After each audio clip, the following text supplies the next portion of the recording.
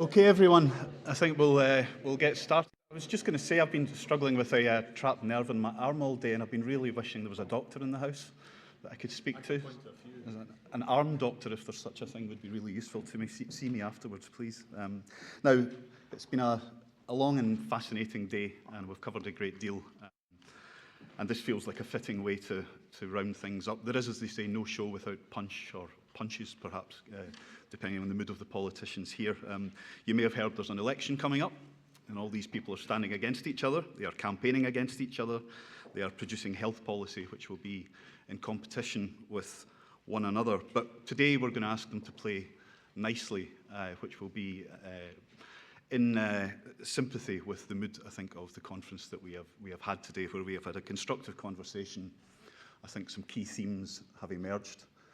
Your ears may have been burning at some point. Those of you who weren't here, you did come up in conversation, not always politely, but I think people are looking for a degree of agreement from you today on some of the very real challenges that we have explored, and perhaps the sense that without agreement and without collaboration, cross-party collaboration, without finding some way to put the tribal nature of politics behind us, we just aren't going to get to grips with many of the issues that are facing our health and social care system. So I really, what we'll do is we'll have a chat, and then I want to leave loads of time for questions, because this is your chance to look these guys in the eyes and ask them the tough questions that you have for them. But first, I'd like to start with the poll that we at Enlighten commissioned from Mark Diffley, which is out today. It's the front page of the Scotsman. It was on the BBC News today as well, and ask for your reflections on some of the key findings. Now, 93% think that the NHS needs either significant or moderate change and reform, with 88% thinking the same of social care. 71% think the NHS is worse now than 10 years ago, and 77% think it will be worse 10 years from now. I mean, that's a really interesting snapshot of where the public is on healthcare, and we know that support for the NHS, or belief that the NHS is performing well, has declined quite rapidly over the last 25 or 26 years of devolution. So let me just introduce the panel before we start. So we have Alex Cole-Hamilton, who is the leader of the Scottish Liberal Democrats and their health spokesperson. We have Neil Gray, who's the Cabinet Secretary for Health and Social Care.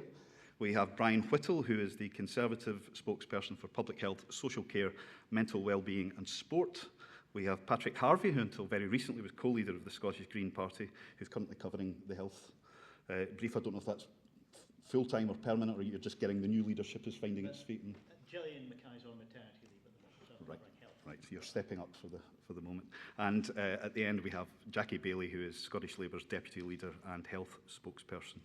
So first things first, that 93% thinks the NHS needs significant or moderate reform, 88% thinks the same of social care. Majorities think the NHS is worse now than 10 years ago, and that it'll be worse 10 years from now. Can I just ask for some opening reflections on that? I'll start with you, Alex. Can you hear me okay? Yeah, excellent.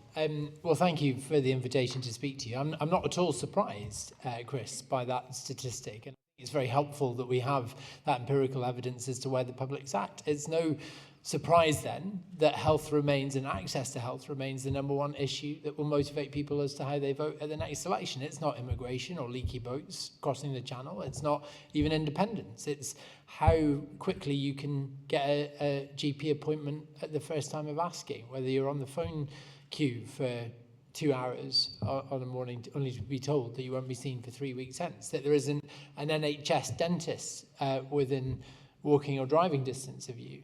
The fact that you or somebody close to you is one of the 6 Scots currently on an NHS waiting list for some procedure that will improve your quality of life. So it doesn't surprise me in the slightest. But the deficiency here is not in our hospital wards or in our emergency departments or our GP surgeries. The deficiency here is actually in the care sector in our community and the social care we provide in our communities. Why do I say that? Because on any given night in Scotland, 2,000 Scots are stuck in our nation's hospitals well enough to go home, but too frail to do so without either a care package to receive them in the community or a care bed in our nation's care homes. And that causes an interruption in flow throughout the whole of our health service, because it means that elective surgical operations are cancelled. It means that people can't be released out of A&E into our wider hospitals because there isn't a bed to receive them. That's the reason that ambulances stack up outside A&E. That's the reason that we have people waiting up to 8 hours for a non-life-threatening health event that requires an ambulance to attend to them. And it's also why conditions become more acute, because people aren't getting treated in hospitals, which lead to a jam in demand for primary care, particularly in our GP surgeries. So I'm not at all surprised by these numbers. It's clear what we have to do, though, and that's to make social care a profession of choice, attract people into that profession, make sure it's funded with parity and esteem, so that we can resolve the crisis in our care sector, and by so doing, resolve the crisis in our health service. Thank you. And Neil, you guys have had a run at social care. We've ended up with a social care bill without a social care system in it, as I've heard somebody describe it. It's not an easy thing to solve. And I think we know from some of the polling and the stuff that Mark was talking about earlier that many of the issues that people have with the healthcare system, they're not specific to Scotland, they're not even specific to the UK. Across the West, despite the different funding models, etc., there is a degree of disenchantment with the way healthcare is being provided. But you're obviously in the hot seat at the moment. So what's your view of why people are feeling so disenchanted with the state of things? Thanks, Chris. Thanks to Chest, Heart and Stroke Scotland, thanks to the Royal College for hosting, thanks to Enlighten for hosting this discussion. I think that the polling work that Chris has done is instructive. I agree around the area that both health and social care needs reform, significant reform. That's what we have set out as a government. In June, we published 3 papers looking at the long-term reform and short-term reform that's going to be required to both health and social care systems. The operational improvement plan about the flow that needs to be improved. I agree very much with Alec around the absolute interwedded relationship that there is between social care services and health services. We've published the population health framework, critically with local government, recognising the role that all parts of the public sector, as well as our own personal responsibility, plays in our individual and national health. And there's a range of interventions that need to come forward through that. And the service renewal framework, which is around the structure, where and how we deliver our health and social care services. That is going to be a critical area for us, recognising the changing nature of how and where we are to receive and should be receiving our healthcare services. I've said and made no bones about the fact that we need to shift the balance of care. We need to move from hospital-based acute intervention into earlier intervention and preventative activity.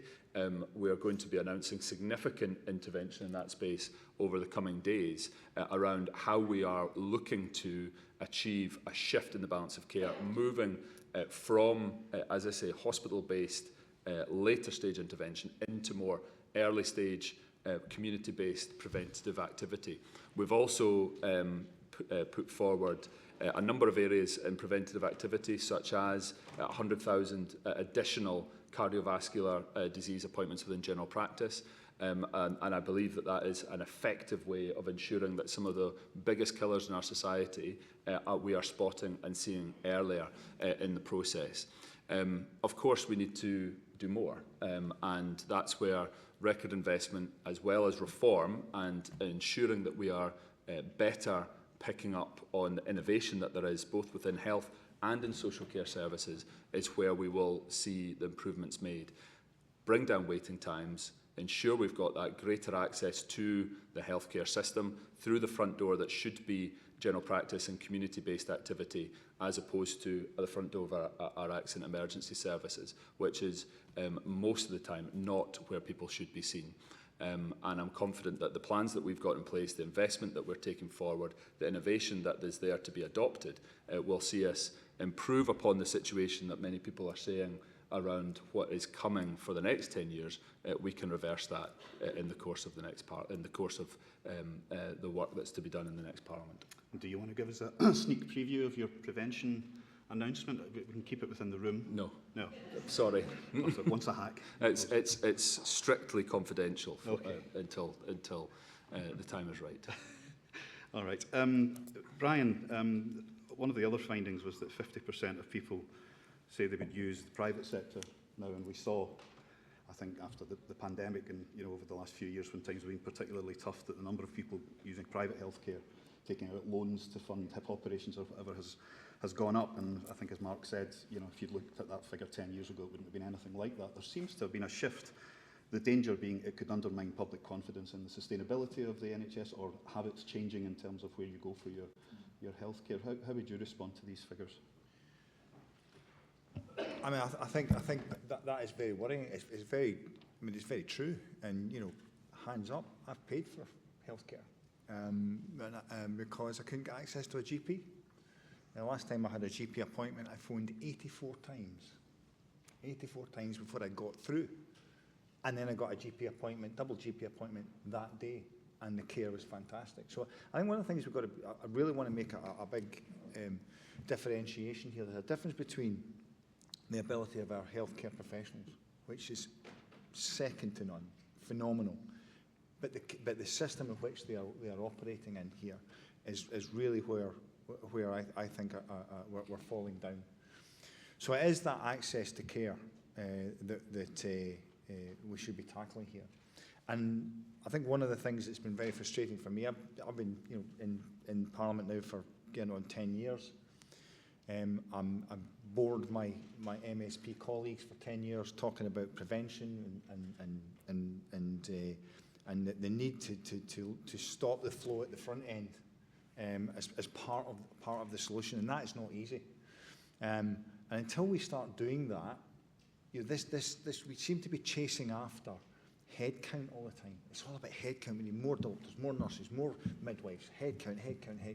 And undeniably we do. And there are ways in which we can deliver much better on that. But if your focus is always on headcount, you'll never catch up. It will always be a problem. And the sustainability, and I believe 100% in the sustainability of our NHS, and we can deliver an NHS service that is sustainable and speaks to the needs of our population. But if we don't look at the other side of that, if we don't look at prevention, if we don't start weaving health into other portfolios, if we don't start looking at the educational environment as a key battleground in the long-term sustainability of our health service and the long-term health of the nation. And one of the biggest issues we've got is that we talk about we've got the health your life expectancy now is growing, but the healthy life expectancy is 20 years short of that. So that's 20 years of ill health. 60 years old is the average healthy life expectancy in Scotland. That's appalling. I'm in that bracket. Good grief. I'm worried. If we don't tackle that issue in itself and start moving that, incrementally moving that in a long-term strategy to try and create a greater length of healthy living, you'll never catch up. And therefore, the private sector is and now there's waiting lists in the private sector because everybody's heading towards that. If we don't, and I'm not against there being private healthcare, but absolutely one of the things, the slides up there said it should be free at the point of need. 100% that should be the case, and it's not at the moment, which is what's driving the increase in the private sector. So long-term sustainability, longer than 5 years, is 15, 20 years of incremental change that will be required to deliver against this. But we absolutely can do that if the people in this panel are prepared not to lock horns on it and prepared to actually properly discuss a long-term strategy to deliver in health. Because we've talked about this, it should be outside of politics. And Patrick, I suppose these poll findings tell us something about where the public is on healthcare, and that arguably they are further along the road to understanding the need for change than maybe politicians sometimes give them credit for. And the game of politics, if I can put it that way, has been especially difficultly fought out in the area of healthcare. It is the kind of ultimate political football. But you were in government until relatively recently, and I'm interested in your view about, one, why it's so difficult to get those reforms through, kind of what you felt when you were inside government, having not been in it before, and seeing the reality of trying to push through reforms, not just in health obviously, but in other areas, but obviously in the way it's impacted on healthcare, and whether you agree that the public are probably ready for a more grown-up conversation than we've been having with them until recently. I think the way you've expressed it is one valid interpretation of the polling numbers that we were shown earlier, and I saw most of the presentation there just as I came in. I don't think it's the only valid interpretation, the way you've expressed it, the idea that this shows the public are further ahead in their understanding of the challenges. I think it's equally arguable that the public have been conditioned to low expectations as a result of a range of political failures, including a decade and a half of austerity, which has impacted on every part of our public services, our social infrastructure. Whichever part of the UK you're in, whichever party's been in or out of government in different levels, locally, nationally, or UK-wide, it's unarguable that there has been a severe pressure of funding on all of our public services and social infrastructure. And the question that came up, or the comment rather that came up at the end of that last session about taxation does need to be on the table here, because if one of the questions in your polling is, are people willing to say there should be some means testing for high earners? Well, if there's a case for high earners to pay a bit more, why only when they need to access healthcare rather than when they pay their income tax bill or a wealth tax bill all the time? You know, we have a society in which a huge amount of wealth exists. It is hoarded by a very, very small number of people in our society. And unless we unlock that and actually rebuild and restore the idea that we're all accountable to each other and responsible for each other, and that we contribute to one another's health and well-being, then, you know, I think we'll end up with a more kind of market-led approach where everybody's encouraged to think that they're just paying for their own wee bit.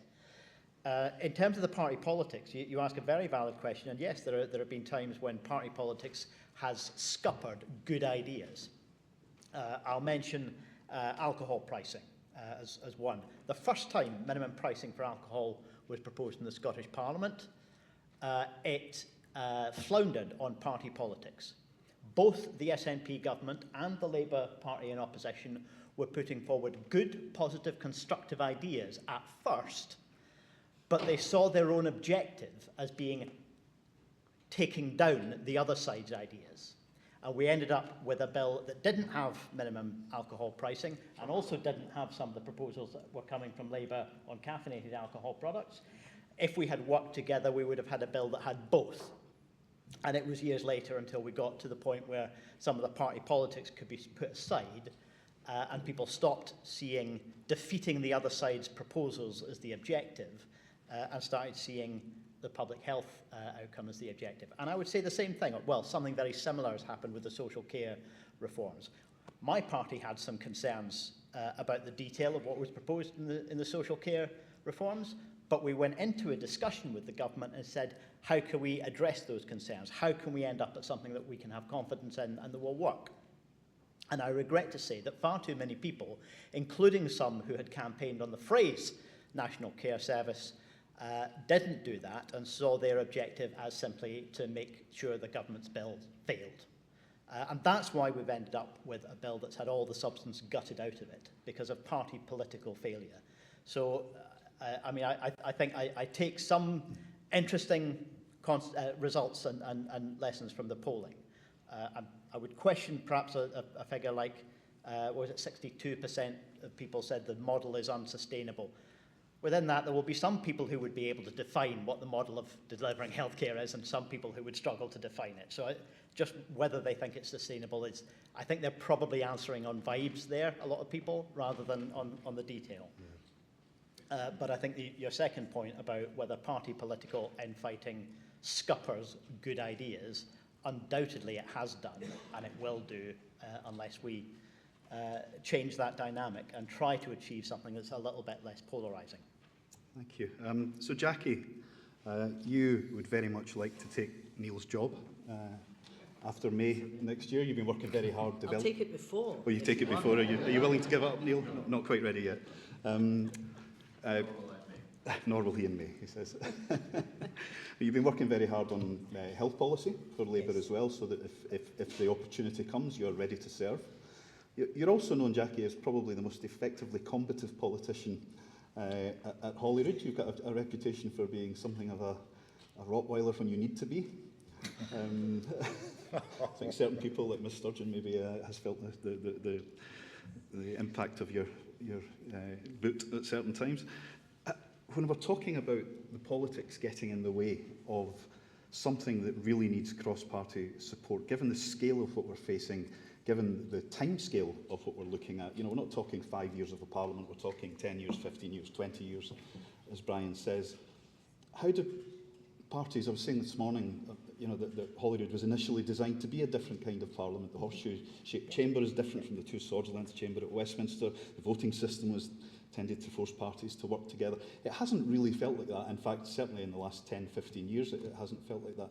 How do we get back to a situation where everyone says country first, party second, but realistically, for a long time, it's felt like party first, country second. So how do we get back to those founding principles of Holyrood when we've got politicians who are kind of trained and you know, used now to just taking lumps out of each other? So let me just correct this impression. I am not a Rottweiler. I am a pussycat.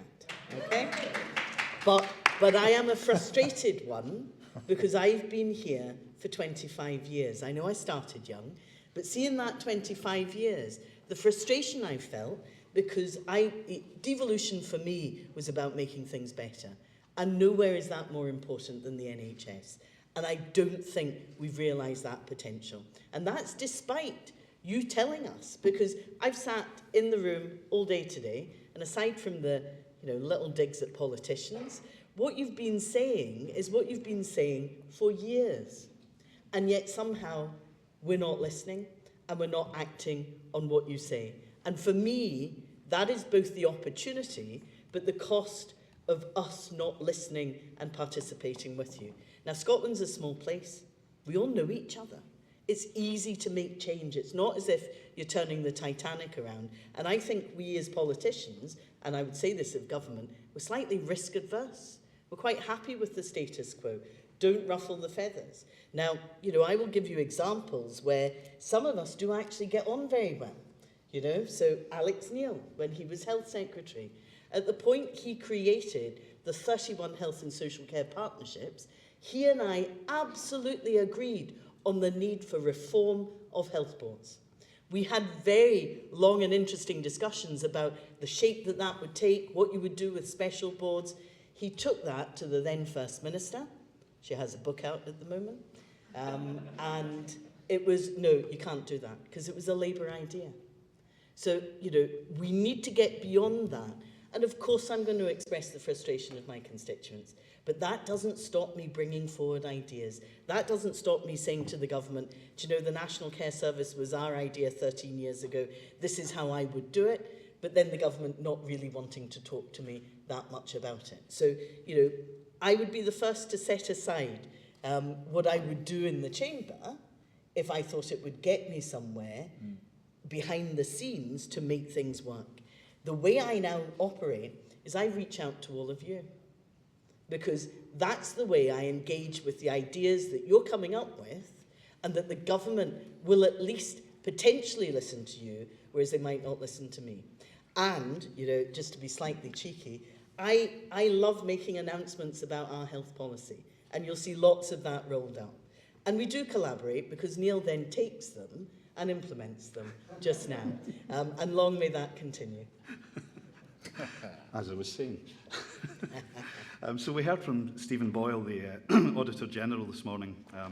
And Audit Scotland and the Scottish Fiscal Commission have been publishing reports for some years now, basically saying the same thing, that action needs to be taken to address Scotland's health issues with increasing urgency. We've got an ageing population putting greater pressure on the NHS, challenge of developing a social care system worthy of the name, and the need to move resource towards prevention rather than simply treating illness, the need to embrace technological change. We're still miles behind England when it comes to having an NHS app.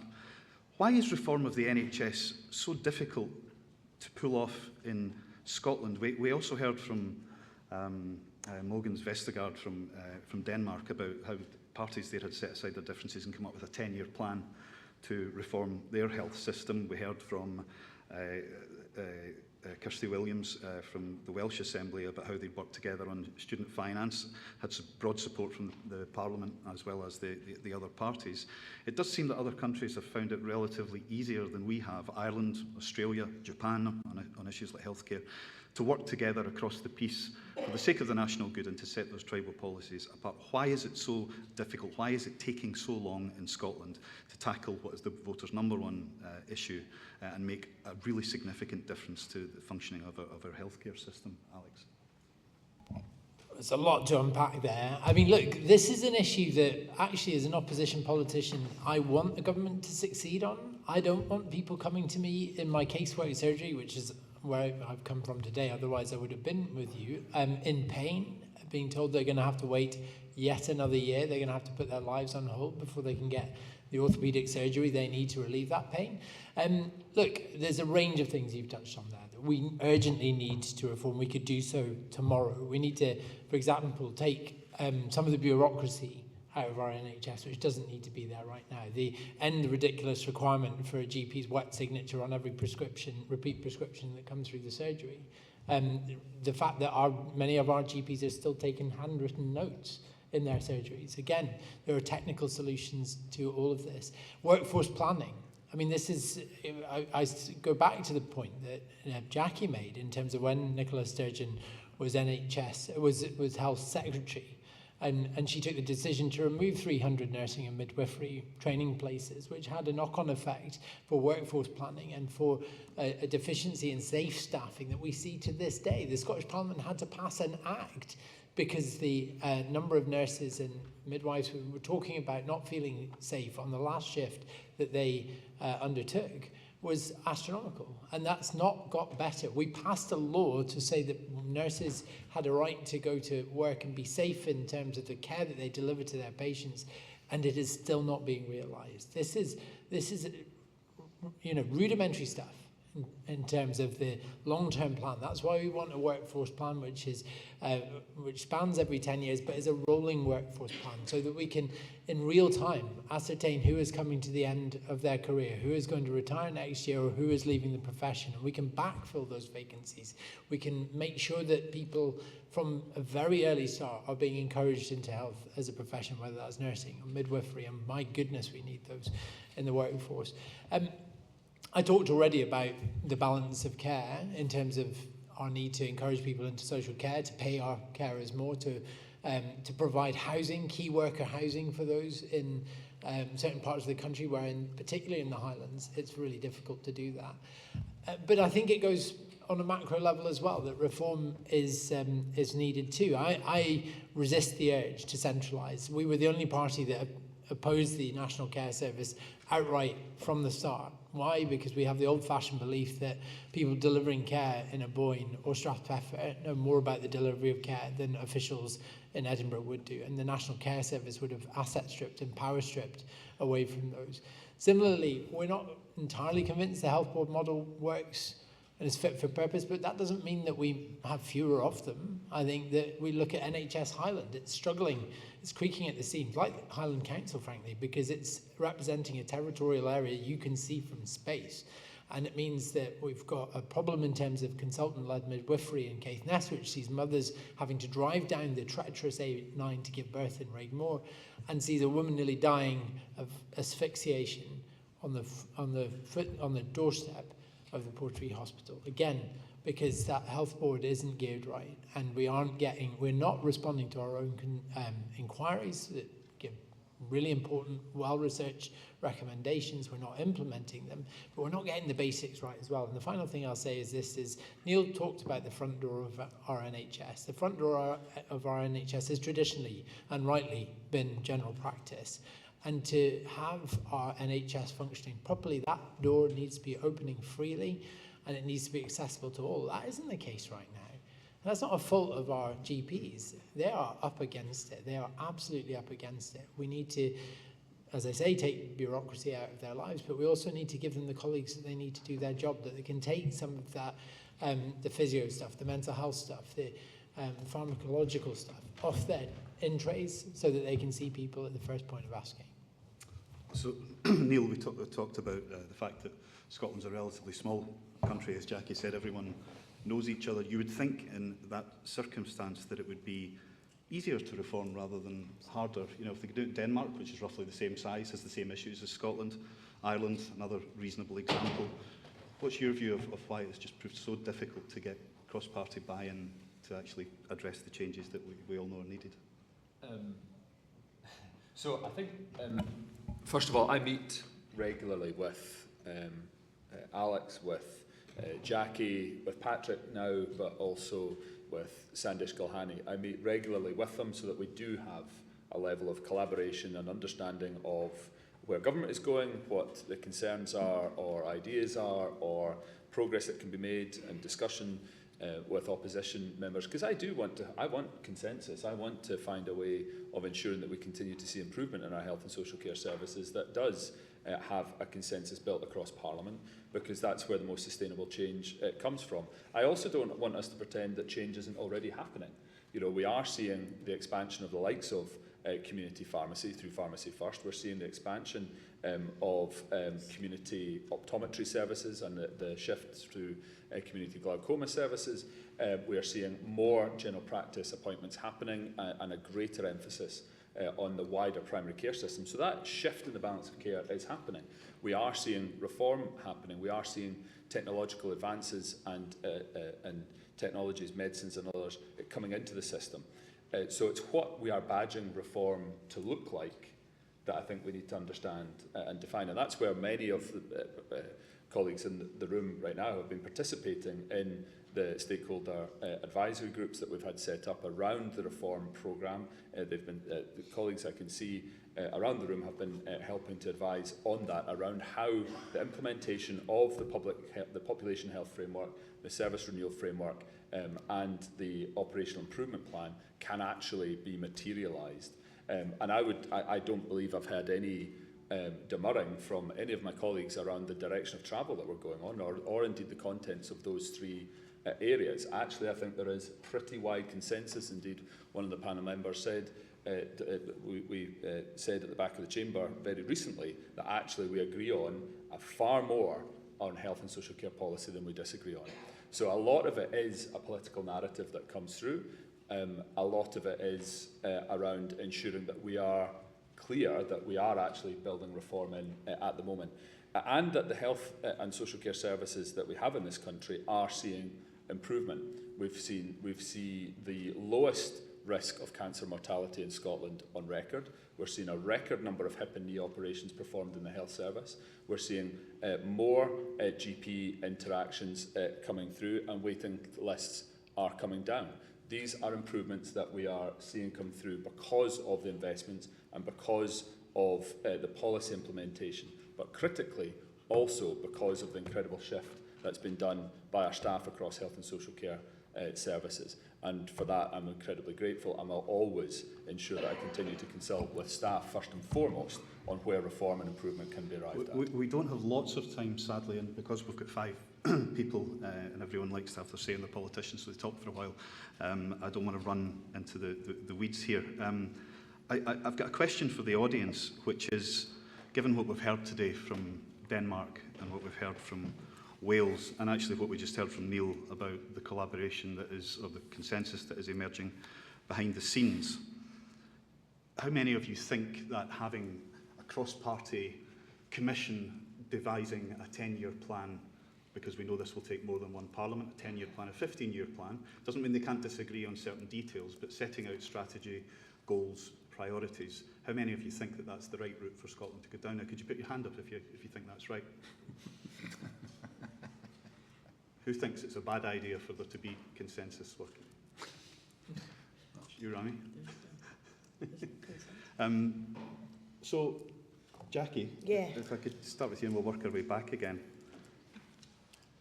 If you were to win the election in May, or if the SNP were to win, or if Reform were to win, Lord knows what's happening there, unlikely, would you be willing to sign up to, or to launch some kind of commission where, rather than this behind-the-scenes consensus, there was an actual statement? And the other point I'd make is that we can see voters are disillusioned with the centre. We can see it all across the West. Scotland's not immune to that, and some voters are moving to reform, some are moving further to the left. And the sense is, amongst many of them, that the centre has had its shot, and whoever you put into power is not capable of dealing with the deep-seated challenges that we face.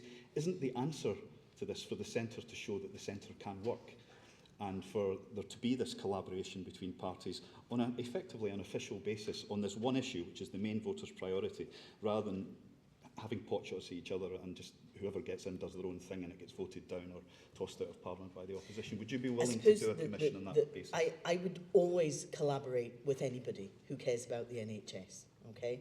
But my deep frustration is shaped by 18 years of not having that collaboration, right? Of recognising that that isn't going to happen, try as I might for it to happen. And, you know, I get that Neil will want to talk about the positive things. Of course we do. And there are positive things going on in the NHS every single day. But unless we're prepared to diagnose what the problem is, because inequalities are widening. We know that. We see that. Waiting lists are going up. We know that. We see that. Unless we're prepared to say, these are the real challenging problems that we need to tackle and be honest about that, I'm not sure we will do that dance with people. Now, to be frank with you, I have sat with a lot of people in this room to work out what's going to be in Labour's manifesto. We have worked with the clinicians, with the professionals, with people in social care, right the way across the board to make sure that what we're saying is right. And I describe it a bit like an iceberg. Apologies to those of you who have heard this. The manifesto is the top of the iceberg. That's what the pledges are in. But we are coming forward with working plans about implementation. Because to be frank, we have brilliant people in Scotland. We have some of the best plans and strategies and frameworks and working groups. We're not implementing it. We're simply not doing it. So I'm genuinely frustrated. If I thought sitting around a table with my colleagues would get implementation done quicker, then I would sign up to that. But I'm not sure that's the solution to actually getting a grip of the problem and making things happen. That's done with you lot. That's not done by us sitting around a table together. You've still got to get legislation through Parliament, and you might win in May and then you might lose in 2031, so you've got 5 years. Let me just say to you, we are awash with legislation. There is lots of existing legislation that can be used to reform the NHS and to reform social care. There isn't a need for more legislation. We spend billions of pounds on health. You know, it is the biggest budget. It's had the biggest increase. We spend a huge amount of money on health and social care, but we've not got it right. It's not getting to the right places. On what the priorities are and a real understanding of what you're saying the priorities are. And we've got that. We've just not done it. Patrick?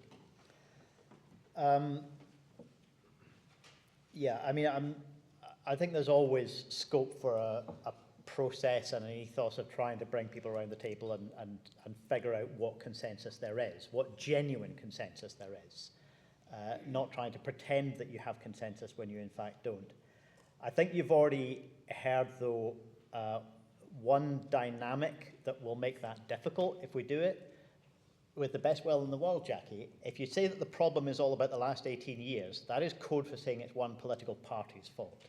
And that isn't true. I'll disagree with the SNP about many issues, but the idea that we pin all of this problem on one political party, they've only had a majority in that period for one session in Parliament.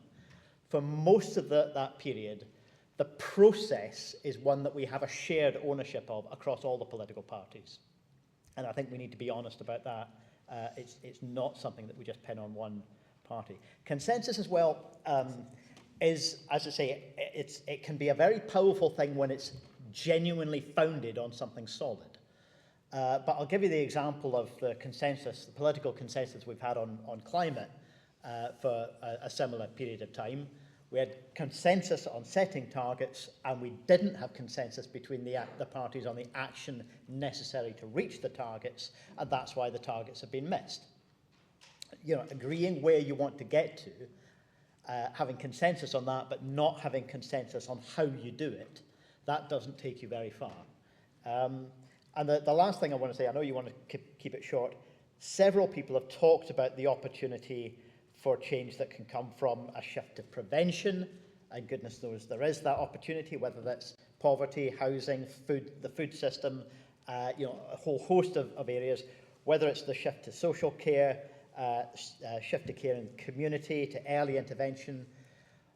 My concern is about all of this is that none of it pays off quickly. All of it can work, all of it could be really, really effective, but it pays off over the long term.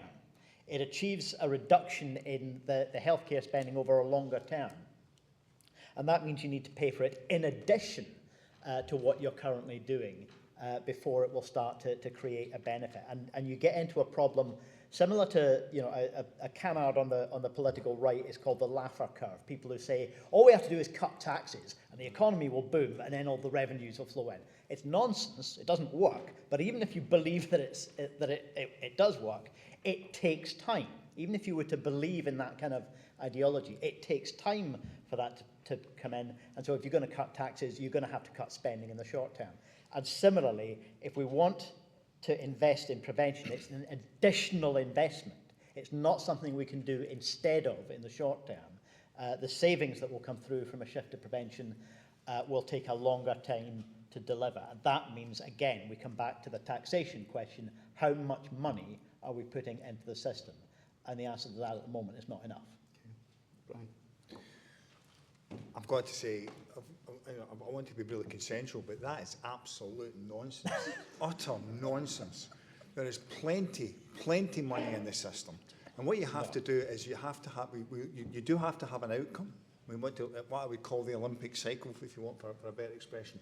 You need to know where you want to go, and then you have to work your way back to the things that have to happen in order. You have to have a plan in order, and it's going to take over a period of time. First thing that was quite interesting when speaking to Martin Diffley afterwards about the conflict of some of the outcomes of his study, is that you want sustainability, and that was quite high, but actually innovation was very, very low. But actually, to get sustainability, you have to invest in innovation. And one of the first things we actually have to do in terms of healthcare is look at how we deploy AI and tech, especially in the first instance, behind the front line, in terms of administration, in terms of HR and procurement and the likes, and how we rationalise backroom office and use that money there to invest in the front line. It has to be in that way. It's not. We have billions and billions and billions of pounds going into the healthcare at the moment that it's been used in ways to prop up a healthcare system that's unsustainable. And it will take time and it will take a shift, but it doesn't mean you have to. We're already one of the highest tax places anyway. It doesn't mean you have to keep increasing tax and tax and tax and tax. What it means is you have to have an overall plan, you have to have an incremental plan and a step plan over a period of time that slowly shifts the investment towards prevention. It's not, we're going to take all the money out of that part of the health service and put it in that part of the health service. Because the argument is, of course, if you prioritise one thing, you have to deprioritise something else. I disagree with that analogy as well, because if you prioritise one element of prevention, it actually reduces the need somewhere else. And that actually is how we have to go. I mean, in terms of tech, if I could just, because I think that's one of the biggest things we've missed. We are way behind the curve on tech in Scotland. We're way behind the curve in Great Britain, but and Scotland's way behind the curve in Great Britain. If we properly designed a system, a basic architecture that was universal across the whole of Scotland, on which all of our software sat, that was interoperable and was accessible by all the healthcare professionals, it would make a massive difference. And Neil, I'm so pleased to hear the government start to talk about tech, but fundamentally they've got it wrong. Because they haven't even delivered on the functionality, scoped out the functionality they need before they start building it. And I should say, I came out of healthcare tech and communication and collaboration platforms. We have a real opportunity here. We're a small country, and other small countries have done this really, really well. If we take that system where we're not having to write down notes and send them across to the pharmacy, where we're not having to write letters from secondary care into primary care, where it's the actual information is all there, interoperable and accessible, what a massive difference that would make in the first instance. And that's the first step, in my view, that we have to make. And if we don't do that, all the rest of the conversation that we're having here around prevention, it just won't work. Okay. Neil, I feel that my search for consensus and cross-party formal collaboration is not going quite as I'd hoped it would. I can help with that, because we're asking for a 10-year look at what our population health should look like, what our structural reform of our health service should look like, and we've published those two documents. Population Health Framework, a 10-year look. Many of the people around this lecture theatre were involved in helping to inform the policies and the processes for that publication. It's a joint venture, as I say, with COSLA, so this is a recognition in terms of for both the structural reform that's required from the Service Renewal Framework, but also the population health reform that's required in the Population Health Framework. It is a recognition that 80% of the issues that drive poor health are outside the control of the health service, and actually we need a much greater societal look at how we are looking at environmental factors, looking at the factors driving poverty, transport, housing, the environment. All of these issues that drive poor health are ones that we need to address. Now, again, I haven't heard anybody demurring from what was contained within those two documents, and I believe that is what we can drive forward with on a cross-party consensual basis without the need for a 10-year commission. We've got the two documents there. We need to deliver against them, and I think we could agree across this panel that we will deliver against those. Patrick's absolutely right about the challenge of shifting to a more preventative model, because in a fixed budget scenario and with increasing demand, it is a challenge to move money into different parts of the system without those areas coming under greater pressure. And obviously, I've already spoken about the need to move away from acute hospital-based care more into the community. That's where the shift needs to happen, both in terms of social care and into primary care. So that does need to be done, an element of incremental change, but that process is underway. The second part, I agree with Brian around the point that to achieve the sustainability of the health service, we need to innovate and we need to reform. So again, that is underway. The accelerating a national process of adopting innovation into the health service, ANYA, that is underway, led by our Chief Scientific Officer, Dame Anna Dominicek. For colleagues around the room that know Dame Anna, you will know what a force of nature she is, but also how well respected she is, both within the health service, within industry, and within the academic community, and she is helping to bring forward that adoption of innovation and technology to ensure that we can be at the forefront of clinical trial adoption, so that we can bring forward the best of the triple helix of academia, industry, the health service, into benefiting both our health service and the economy. And that's where I think we can make a big difference. That's where we can continue the improvements that I've already talked about from an operational perspective in terms of cancer performance, in terms of bringing waiting times down, in terms of increasing availability in general practice and primary care services, but also that strategic longer-term look at how we reform, how we shift the balance of care, how we move to a more preventative model. We've got the strategy in place that can deliver that. Okay, Alex. Very briefly, one very slight point where I'll challenge Neil, which is the phrase fixed budget, right? That used to be the case in Scotland. In 2016, though, the Greens were the only party who said, actually, let's use the tax powers we've got. It took 2 more years after that election before we got the SNP to implement a 5-band income tax system so that people on high incomes pay a bit more. And that's why there's about £2 billion extra going into public services in Scotland than there would be if we hadn't made that reform. So it's not a fixed budget. It's about the direction of travel that we choose to go in. Do we choose to be redistributive? Do we choose to be progressive and raise money from those who can afford it to pay for our public services? And we need to continue in that direction. Okay, I was just saying that the Liberal Democrats, traditionally the party of consensus, and I was watching you, Alex, as Neil was speaking, and you were shaking your head in disappointment rather than anger, I think. So I've pretty much given up all hope of consensus. No. I'm up for consensus, Chris. I absolutely am. And let me be straight with you. I actually really like Neil. Could I just say, could you be quite quick? Could you be quite quick, because I want to take questions. We do get on, and he is right. He is generous with his time in meeting opposition spokespeople. But that's the only time we get to influence government policy, because despite this desire that Neil seems to have to build consensus across political parties, it doesn't happen in the parliamentary chamber. Why? Because the only time we debate health, by and large, the lion's share of those time is in opposition time.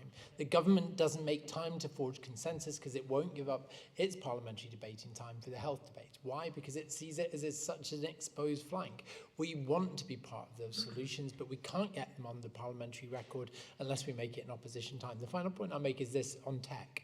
So 2 things on tech. Firstly, one of the biggest drivers for unscheduled care and hospital admissions is acute urinary tract infections in this country. And the reason for that is because if you are any age, but largely older people and suffering from a UTI, it takes so long to get an understanding of what's causing that UTI that by the time you get that realization, a test is usually conducted in the hospital. It's far too late, you're delirious, and you need several days of care in the hospital. There is tech out there. There are tests out there which we could have and are being used in other parts of the UK NHS, which will deliver test results in minutes and get you the antibiotics, or allow your GP to tell you what prescription you need to conquer that UTI. It's not happening, and as a result, we've got thousands of Scots in hospital with UTIs which don't need to be there. Second thing is about the taking on of innovation.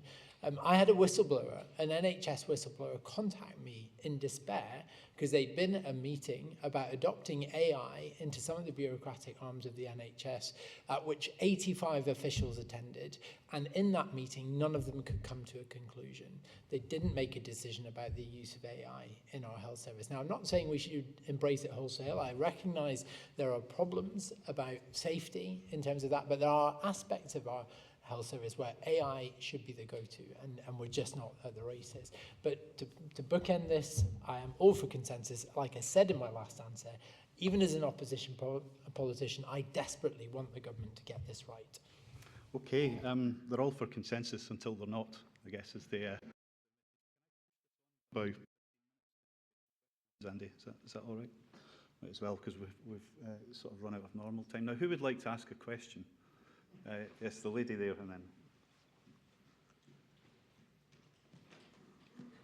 And if we could keep our answers really short, because I'd like to get around the room as best we can. Hi, I'm a GP and I'm a clinical lead for a health and social care partnership in Perth and Kinross. I'm always really interested to hear about the reform, about your plans, about use of AI and innovation. One of the things that I really worry about is, where is the relational care? Where are our relationships with our patients? Where's that in all this? I firmly believe that our patient journeys are made better by the relationships they can have with our healthcare professionals, and that is around continuity of care. Quite a lot of you have spoken about GP access. GP access means nothing unless we do it correctly with issues of continuity of care. And it's all about building relationships. So I'd be really interested about where your thoughts are around how your policies ensure we maintain those relationships with our patients, which are vitally important. Okay, could you hand the microphone to Rami, actually? But we'll just, can we keep our answers really short, because we are going to run out of time very quickly. Go, Brian, if you want to go first. Thanks very much. We'll just take the answer. 100% right. And I think one of the questions that I spoke about earlier on was the problem we're trying to solve here is one of time. Have? Right. Try again. Lean in. Gia Walde. Okay.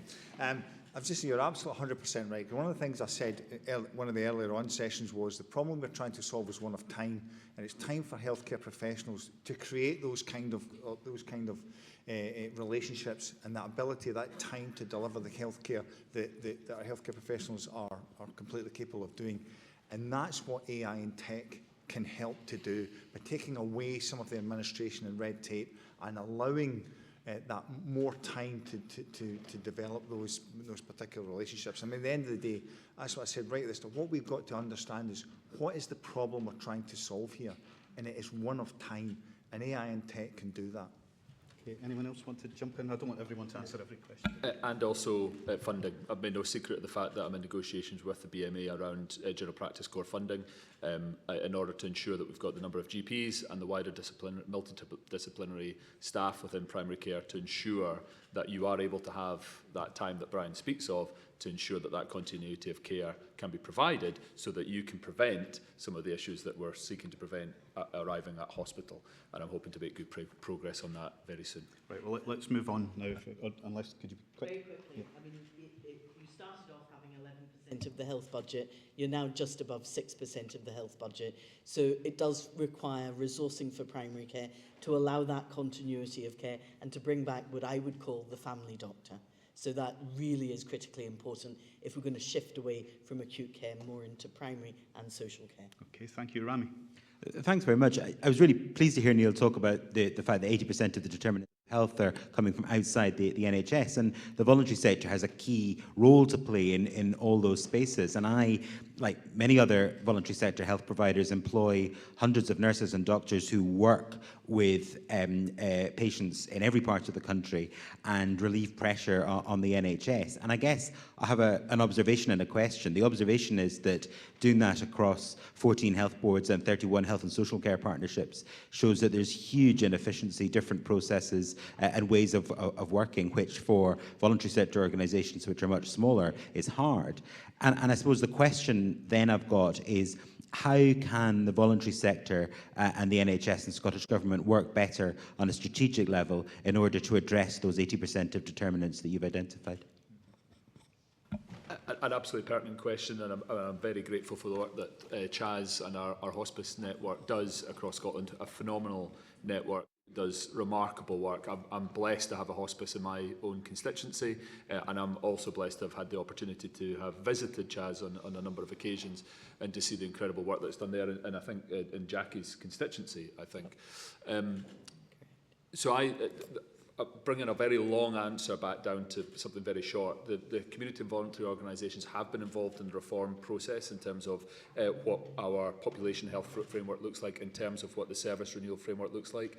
I've been very clear to my boards that my expectation of good, positive working relationships and also a recognition that our community and voluntary organisations can often reach and deliver services in a way that statutory services cannot, and so they should have not just good positive working relationships, but recognise where community and voluntary organisations can deliver services better than can be delivered in the statutory framework. So that would be my very short answer to what is something much larger in terms of how we ensure we support some of the expert organisations and community and voluntary organisations across the country. Brian, you want to come in and you're going to be really quick. I'll be very, very quick. I mean, the reality is this, that as Neil said there, the voluntary sector and the third sector have sometimes that they're much more agile than statutory services. I just don't think the way in which they work together at the moment, or being allowed to work together at the moment, is the most effective. And I think we need to find a much better way of, one, understanding what the voluntary sector is in terms of listing them, and secondly, how we integrate statutory services with the third sector, because that at the moment to me is somewhere where we really could make a big difference. Carrie. Thank you. Carrie Loonan, I'm a EP and chair of the Deep End Steering Group. I wanted to say thank you for agreeing to have this conversation, and to Chris for asking all the important questions in various ways, and I appreciate it's not easy to have this conversation in a public forum, because we're asking people to trust each other, to admit vulnerabilities, to identify where compromises can be made, and to concede power for the greater good. So it's a little bit like listening in to a private mediation session, and so I'm grateful for the candour of the conversation. I was chairing this session earlier, hearing about learning from Denmark and Wales, and I guess the common themes that seemed to come through were the independence of a chair or a commission, the carefully selected membership in terms of both their individual approaches and their representativeness, the creation of psychological safe spaces to have difficult conversations, agreeing overarching principles around equity and inclusivity, proactive engagement with stakeholders, and a lot of care before anything is launched out into the wider system so it's not pulled apart in the media or by the public. And I guess for me, I'm just wondering, is it realistic or is it naive to think that we could do this in Scotland? And would it help to know that there are many people here in this room who would publicly support and celebrate this approach and the courage and the humility that is needed to do it? Thanks. Great question. Who would like to? Carrie, thank you very much, first of all, for the work that I've been able to see extensively around in the deep end, that you know I care deeply about seeking to resolve those healthcare inequalities that you represent so faithfully. Secondly, around the point of your previous presentation, and I'm sorry, like Alex, I had a constituency surgery in Shotts this afternoon, and earlier on I had a GP appointment myself, so I couldn't be there this morning. But I'm absolutely clear that there is more consensus around this panel than you would see publicly portrayed. I think the general thrust of where we are going as a country in terms of the reform that's necessary and where we need to shift in the balance of care into community and primary care services, moving into a more preventative upstream regime, and reforming some of the structures of the way that we work. I think there is consensus on those basic principles around this table. As I've already set out, there are 2 publications around the 10-year forward look in both population health and our service delivery structure that I am not just open to, I would welcome collaboration on the delivery against that, and an agreement and a consensus building of an agreement to deliver against those, because I fundamentally believe that I don't think that there's anything in there that we would disagree on. But I'm more than happy at any stage to be collaborating in that space. Hang on, let Alex come in first.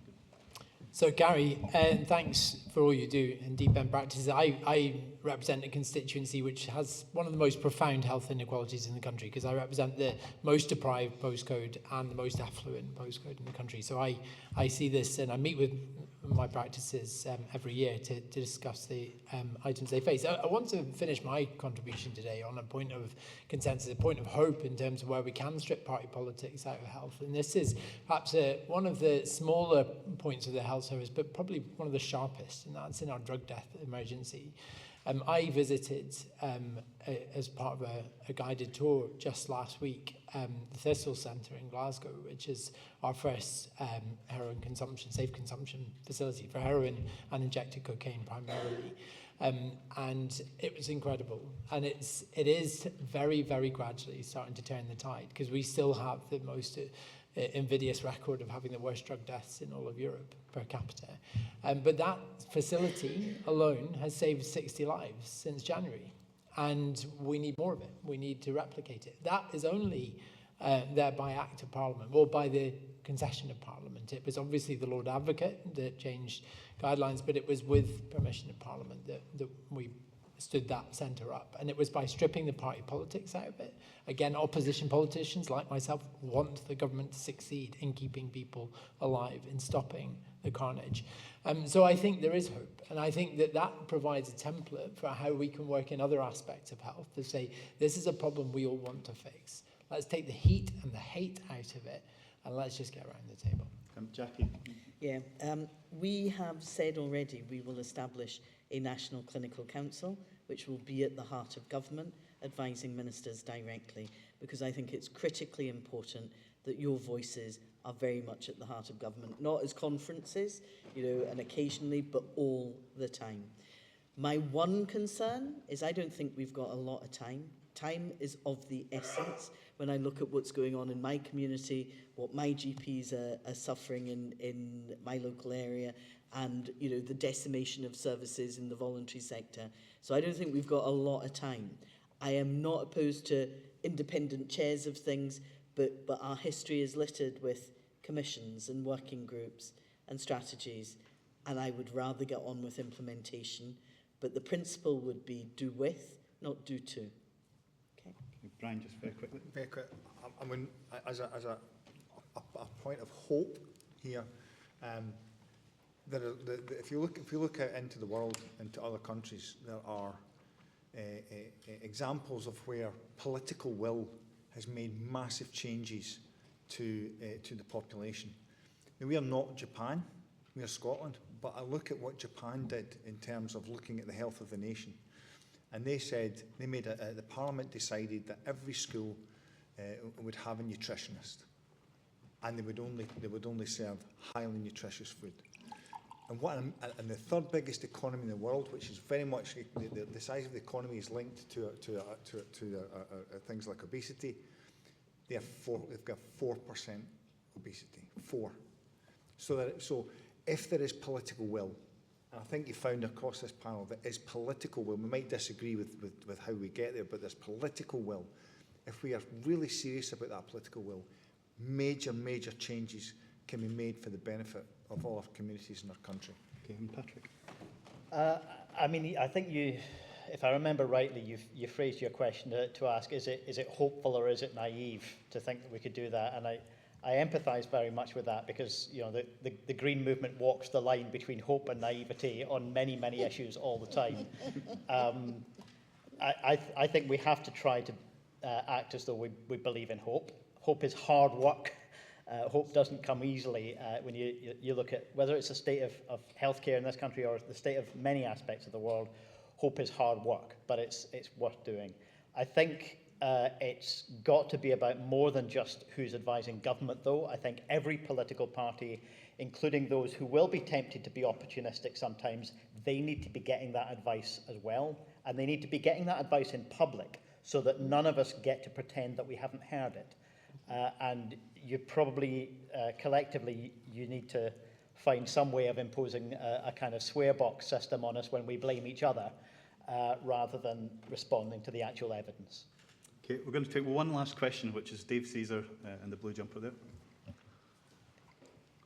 Sorry to be last. Good afternoon, everyone. Afternoon, Cabinet Secretary. You came to visit my department. I'm Dave Caesar. I'm an emergency physician in the Royal Infirmary of Edinburgh and Associate Medical Director for some medical services in Logan. We'll try. I'm a bit throaty, sorry. So thank you again. Echo Carrie's point about welcoming you here, and thank you for your participation. My final point was a bit on Neil's point, Patrick's point, pardon me, which was around the public discourse. The public discourse really matters. It matters because what you say on a Thursday in the chamber comes to me in my department on the Monday, and it comes in the shape and the size of a stick. So it really matters for when you need us, the Carries and the Andys and the me's of this world, and all of our team that work in healthcare and social care, to do our best, because we need you to be your best in the chamber and around the chamber, because it really does make a difference. So that's my ask of you, which is that some of the ripples of that come into how healthcare is delivered. So when we're beaten up on a Monday, it means that our care is not quite as good on a Monday, Tuesday, Wednesday, Thursday, when you need it and when our people need it. So that really matters. The second bit is that we are wasting an awful lot of resource in our system at the moment. That's no one's fault. It's just an evolving, clunky system, and there is a lot of productivity to be had there if we can make it happen. We've got some evidence of that in the last year in Lothian, where we've made productivity gains with investment in shock horror, in social services, out with the acute system. No investment in the acute system, much better performance in the acute system. And part of that is not being prescriptive about the what. So I've heard all of you talk about the what you're going to do. Please don't, if you can take my advice, but it's really important in the how you get people at ground level to do the things that make the system work. And some of that is really vital. So you've touched on some of it. Some of it's about the infrastructure. Some of it's about capital projects. Some of it's about just making the system work better, and we will get to where you need to get to. And my final point is, like Carrie, if there are things around professional vested interests, of which there are many in many forms, then please reach out to us to help you with that, because there are very great vested interests still in our system, and it is a very stable system that is resistant to change, and it needs all of us to collaborate to take it forward. So that's my final plea. Well, I think we can pretty much leave it there, unless the Health Secretary wants to have one last response.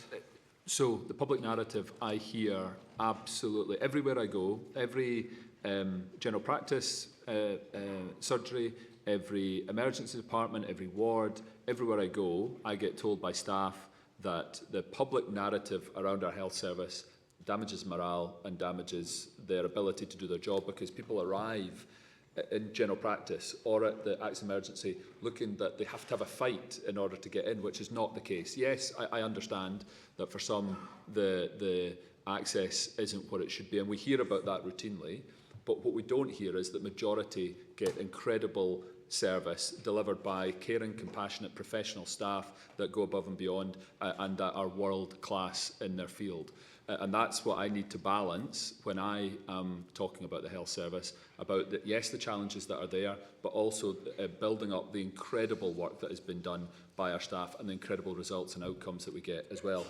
Dave's absolutely right about the work that's been done in Lothian on shifting the balance of care and shifting investment. Some of that has been additional investment that's come from government, but moving that through the Health Board into the IGB, into social care investment in the community, and we've seen increased performance in accident emergency and increased performance in the wider hospital with a lower hospital occupancy as a result. So you're absolutely right, and that is what needs to be replicated everywhere, which is what we're seeking to achieve. And I'm always, as colleagues from Royal Colleges around this forum will attest, I'm always looking to ensure that we can work the system as best as possible to avoid those vested interests being changed.